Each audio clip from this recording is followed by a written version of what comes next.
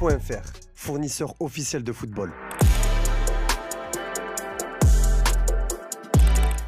Bonjour à toutes et à tous et bienvenue dans ce nouveau JT Foot Mercato. Comme évoqué dans notre revue de presse du jour, au PSG c'est mission dégraissage en cette fin de mercato, avec plus d'une dizaine de joueurs amenés à quitter la capitale. Le nom de Milan Skriniar avait lui aussi été inscrit sur cette liste d'indésirables. Arrivé libre il y a un an après plusieurs années à l'Inter Milan, le Slovaque n'avait pas convaincu Luis Enrique et son staff. La porte s'est ouverte cet été pour un départ du défenseur qui a été handicapé par une grosse blessure la saison dernière. Mais Skriniar ne l'entendait pas forcément de cette oreille. Très rapidement il a fait comprendre aux pensionnaires du Parc des Princes qu'il ne comptait pas s'en aller après seulement une année passée chez eux. Malgré cela, l'écurie parisienne a tenté de le pousser vers la sortie. Mais ça ne s'est pas vraiment bousculé pour récupérer le joueur âgé de 29 ans. Au final, ce n'est pas forcément une mauvaise chose pour le PSG. En effet, l'équipe révèle qu'un départ du Slovaque n'est plus forcément à l'ordre du jour. Mais pourquoi une telle volte-face de la part des dirigeants parisiens? Le quotidien sportif explique que le club estime qu'il n'a pas suffisamment de défenseurs centraux droitiers dans l'effectif actuel. Pour éviter d'être démuni durant la saison, le PSG a décidé de poursuivre l'aventure avec le Slovaque. Une véritable deuxième chance pour Skriniar qui devra répondre aux attentes.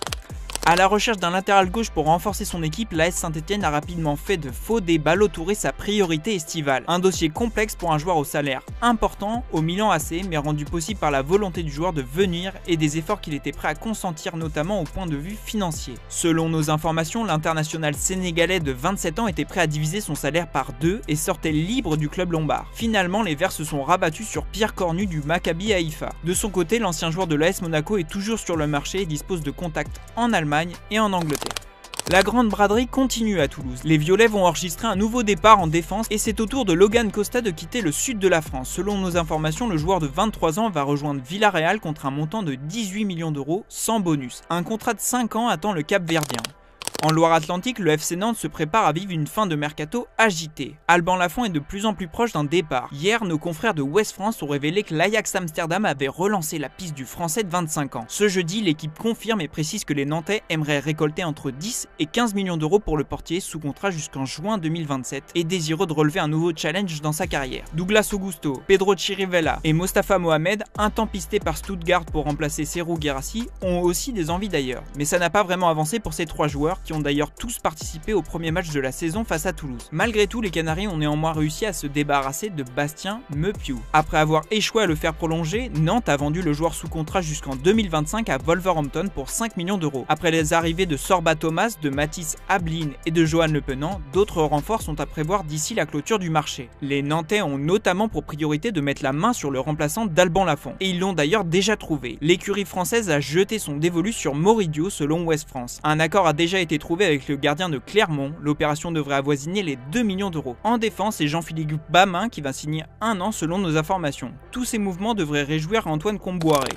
Le Stade Rennais s'est démultiplié sur ce mercato. Le club breton a réussi à récupérer 125 millions d'euros via des ventes. Un trésor de guerre qui lui a permis de réinvestir 60 millions d'euros dans ses nouvelles recrues. Cette dernière semaine pourrait connaître de nouveaux rebondissements puisque certains dossiers ne sont toujours pas fixés. On pense bien sûr à Benjamin Bourigeaud, courtisé au Qatar, ou encore Adrien Truffert et Arnaud Kalimundo. Dans le sens des arrivées non plus, ce n'est pas terminé. Les Rouges et Noirs cherchent encore un défenseur central et un élément capable de dynamiter l'attaque côté gauche. D'après Ouest France, les Bretons ciblent Yota, le Portugais d'Al Ittihad. L'ailier de 25 ans avait quitté le Celtic Glasgow pour la Saudi Pro League il y a un an, mais il a vite déchanté. Après 5 apparitions en championnat, le Portugais a été retiré de la liste des joueurs étrangers qualifiés en championnat. Il a dû se contenter de la Ligue des champions asiatique et du mondial des clubs avant de retrouver la compétition nationale en mars. Mais le sort s'acharne. Laurent Blanc, nouveau coach de l'équipe de Karim Benzema et de N'Golo Kanté, ne veut pas du joueur sous contrat jusqu'en 2026. Il y a donc un coup à tenter. Cependant, Al Ittihad ne laissera pas partir son joueur comme ça. La question du salaire aura aussi son importance. Les discussions sont néanmoins engagées. Affaibli au milieu de terrain après la blessure de Pierre Lesmelou et le retour de prêt de Kamori Doumbia à Reims, Brest souhaite se renforcer. Le vétéran Étienne Capou intéresse le club qui s'apprête à découvrir la LDC cette saison. Le Français de 36 ans est libre de tout contrat après 3 saisons à Villarreal.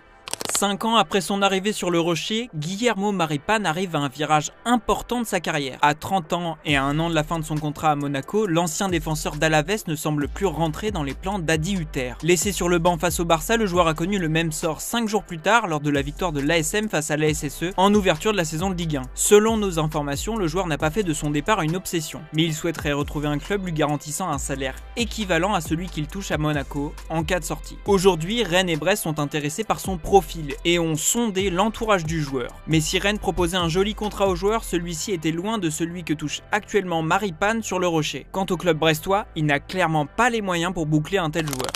En Espagne, après les arrivées de Kylian Mbappé et d'Hendrick, le Real Madrid va surtout se concentrer sur les départs sur cette fin de mercato. Et ce sont surtout des jeunes joueurs de la Casablanca qui sont concernés. Après les départs de Rafa Marín à Naples, de Lucas Canizares à Farense, d'Alex Jiménez à Milan, de Marvin à Las Palmas et de Juanmi Latassa au Real Valladolid, c'est Mario Martin qui va aussi plier bagage à Valladolid. Relevo indique également qu'Obrador va rejoindre le Deportivo La Corogne en prêt pour une saison. Marvel, pisté par Albacete, et Alvaro Rodriguez, liés à la Real Sociedad, sont aussi sur le départ. Même chose pour Nico Paz. Hier, les merengues ont trouvé un accord avec Com pour son transfert. AS évoque un montant de 6 millions d'euros avec une clause de rachat et une autre qui donne au Real Madrid 50% des droits d'une future vente. Relevo évoque plutôt un transfert de 10 millions d'euros. Miguel Gutiérrez, courtisé par de nombreux clubs, devrait lui aussi suivre le mouvement dans les prochains jours. Florentino Pérez et ses équipes n'excluent pas de lever son option de rachat de 8 millions d'euros pour le revendre. Les Madrilènes espèrent aussi trouver une porte de sortie pour Reiner. Le Brésilien, qui a multiplié les prêts depuis son arrivée en Espagne, est dans le viseur de Norwich, selon O Globo. Pour faciliter son départ, le Real, qui compte inclure une clause de rachat, serait disposé à payer une partie de son salaire. Les merengues ont du pain sur la planche avant la fin du mercato.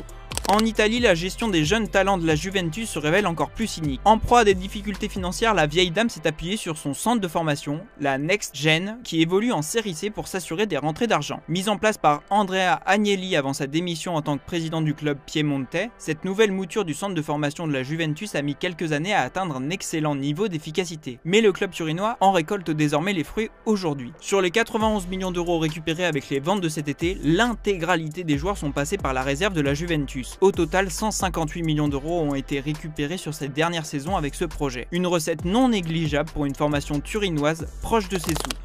Toujours en Italie, Ademola Lookman ne manque pas de prétendants. Annoncé dans le viseur du Paris Saint-Germain après la blessure de Gonzalo Ramos, le buteur n'a toujours pas vu le club de la capitale dégainer une offre. La piste française se referme donc logiquement. Mais l'Echo di Bergamo révèle que Liverpool et Arsenal seraient séduits par son profil. Pour rappel, le club italien réclame au moins 50 millions d'euros pour un Lookman sous contrat jusqu'en 2026. Affaire à suivre.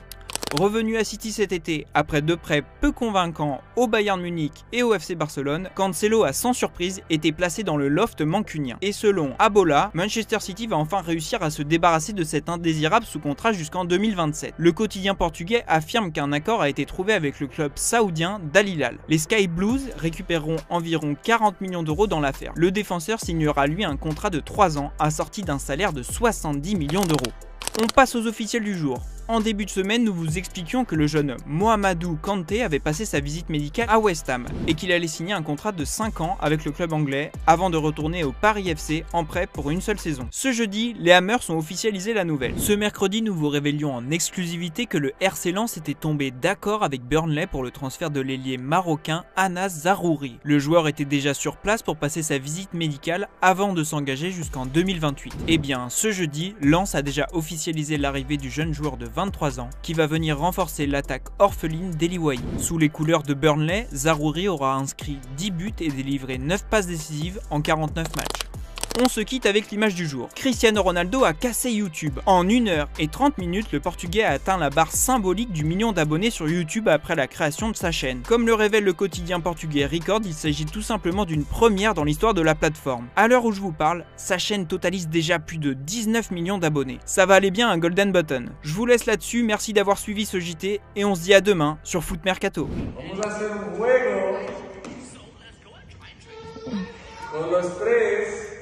A ver quién gana. Recibe.